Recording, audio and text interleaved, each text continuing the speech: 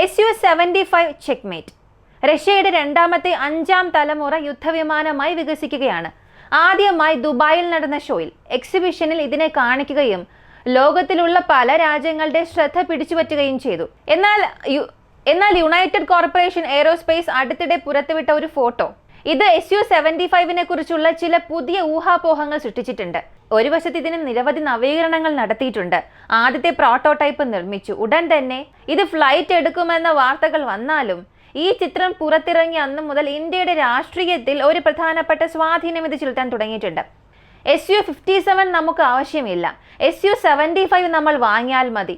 Cost Su-57 പകുതി വില മാത്രമല്ല ഈ സാങ്കേതിക വിദ്യ റഷ്യ നൽകാനും തയ്യാറാണ്.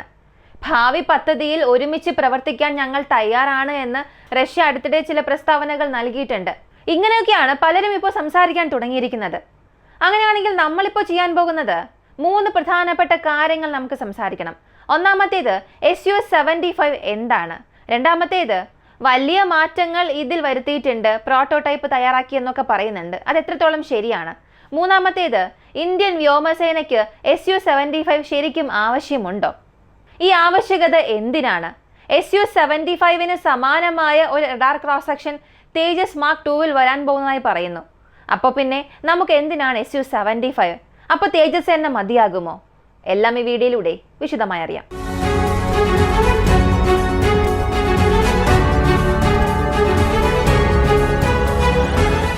ഈ വീഡിയോയ്ക്ക് അവസാനം നമ്മൾ തേജസിനെയും Su-75 കമ്പയർ ചെയ്യാൻ പോവുകയാണ്. ഒരു 5th ജനറേഷൻ ഫൈറ്റർ ജെറ്റിനെ എങ്ങനെയാണ് ഒരു 4.5 ജനറേഷൻ ഫൈറ്റർ ജെറ്റുമായി താരതമ്യം ചെയ്യുക എന്നൊരു ചോദ്യം നിങ്ങൾക്ക് വന്നിട്ടുണ്ടാകും. അതിന് പിന്നിലുള്ള ചില കാരണങ്ങൾ എന്താണെന്നുള്ളത് ഈ വീഡിയോ പൂർണ്ണമായും കണ്ടാൽ നിങ്ങൾക്ക് മനസ്സിലാകും. ആദ്യം Su-75 എന്താണ്, റഷ്യ എപ്പോഴെങ്കിലും Su-75 നിർമ്മിച്ചിട്ടുണ്ടോ ഇല്ലയോ? ഈ ചോദ്യത്തിനുള്ള ഉത്തരം ഇതുവരെയും പ്രോട്ടോടൈപ്പ് നിർമ്മിച്ചതായി ഒരു വാർത്തയും ഇല്ല.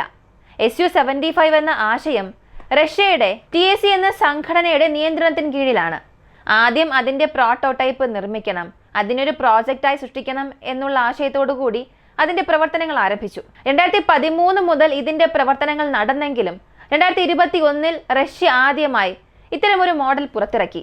ദുബായിൽ നടന്ന എക്സിബിഷനിൽ Su-75 ചെക്ക്മേറ്റ്, നാറ്റോക്ക് ഞങ്ങൾ നൽകുന്ന ഒരു ചെക്ക്മേറ്റ് എന്ന ടാഗ് ലൈന് കീഴിൽ റഷ്യ ഈ ഒരു വിമാനത്തെ അവതരിപ്പിച്ചു.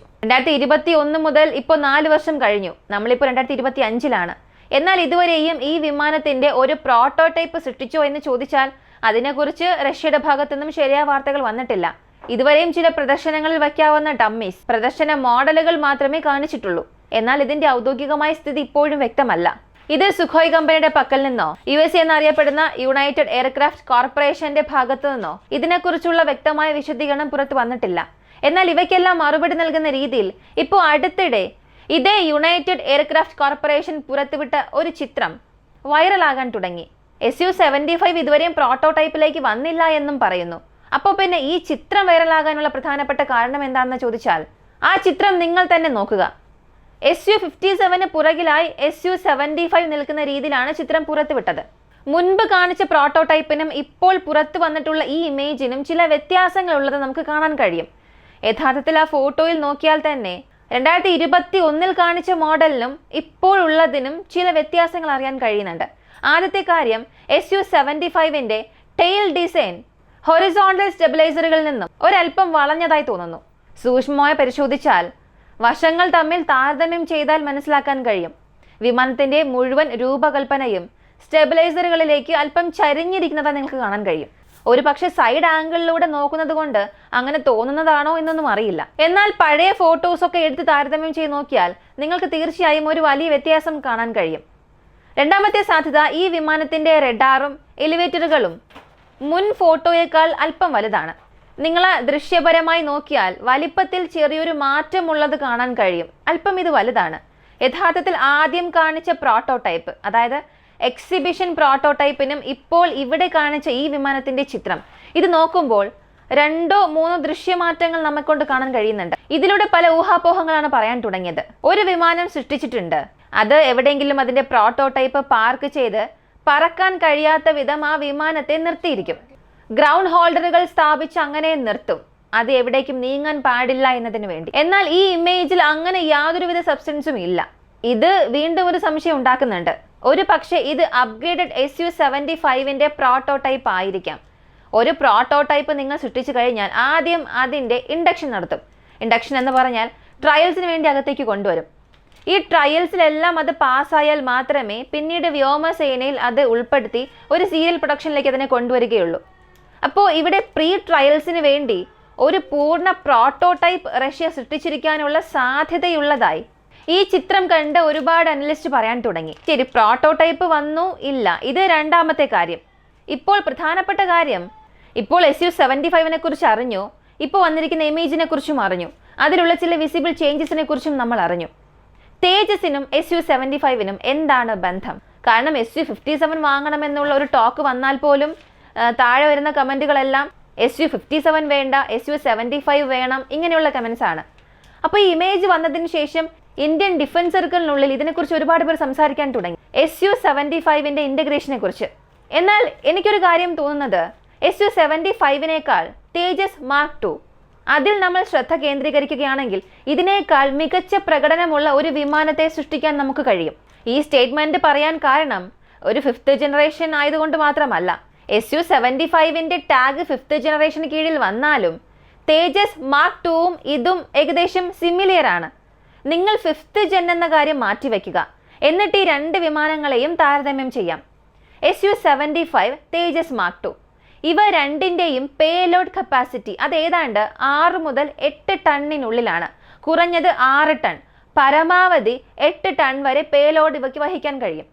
എന്നാൽ ഇതിലുള്ള ഒരു വ്യത്യാസം, SU-75 ഇന്റേണൽ വെപ്പൺസ് ബേയിൽ പേലോഡ് വഹിക്കും, എന്നാൽ തേജസ് മാർക്ക് 2 എക്സ്റ്റേണൽ വെപ്പൺസ് ബേയിലായിരിക്കും ഈ വെപ്പൺസ് ക്യാരി ചെയ്യുക. ഈ വിമാനങ്ങളെല്ലാം വേർതിരിച്ച് കാണിക്കുന്നത് തീർച്ചയായും ആ 5th ജനറേഷൻ ആണ്. എന്നാൽ 5ാം തലമുറ യുദ്ധവിമാനമായി അവകാശപ്പെടുന്ന SU-75 RCS radar cross section എന്നത് പൂർണ്ണമായും ഫോർവേഡ് ആംഗിളിലാണ്. അതായത് 0.1 മുതൽ 0.275 വരെയും ഇതിൻ്റെ RCS ഉണ്ടാകുമെന്ന് പറയുന്നു.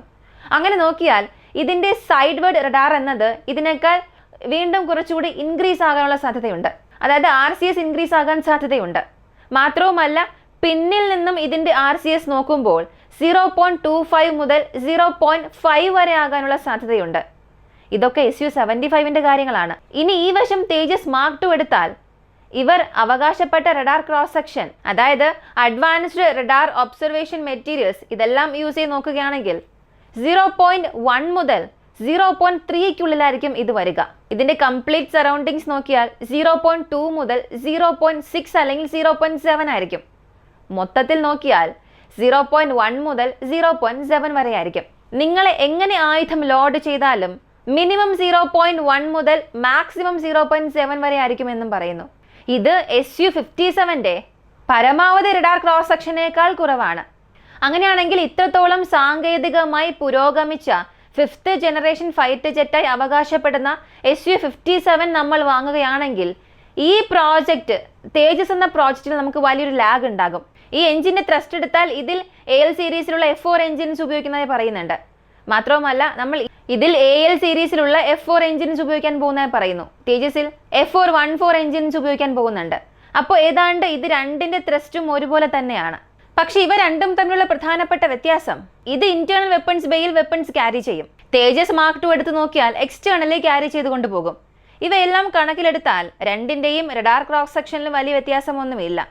എന്നാൽ നമ്മളിത് തദ്ദേശീയമായി നിർമ്മിക്കുമ്പോൾ വർഷത്തിൽ നമ്മൾ ഡബിൾ ഡിജിറ്റൽ വിമാനങ്ങൾ പ്രൊഡ്യൂസ് ചെയ്യാൻ കഴിയും. പക്ഷേ റഷ്യ ഇതുവരെയും അവിടെ സ്വന്തം രാജ്യത്ത് ഒരു വിമാനം പോലും നിർമ്മിച്ചിട്ടില്ല. അപ്പോൾ SU-75 ആണോ തേജസ് മാർക്ക് 2 ആണോ എന്ന രീതിയിൽ ഒരു താരതമ്യം വന്നാൽ കണ്ണടച്ചുകൊണ്ട് നമുക്ക് പറയാൻ സാധിക്കും തേജസ് മാർക്ക് 2 ആണെന്ന്. സ്റ്റെൽത്ത് എന്ന ക്യാരക്ടർ മാത്രമാണ് വീണ്ടും ഒരു പോയിന്റായി വരുന്നത്. ഇനി സ്റ്റെൽത്തിന്റെ കാര്യം എടുത്താലും രണ്ടിന്റെയും ക്രോസ് സെക്ഷൻ ഏതാണ്ട് മാച്ച് ആകുന്നുണ്ട്. അപ്പോൾ SU-75 മാറ്റിയിട്ട് തേജസ് മാർക്ക് 2 കോൺസെൻട്രേറ്റ് ചെയ്താൽ നമുക്ക് ഇതിനേക്കാൾ ബെറ്റർ റിസൾട്ട്സ് ലഭിക്കും.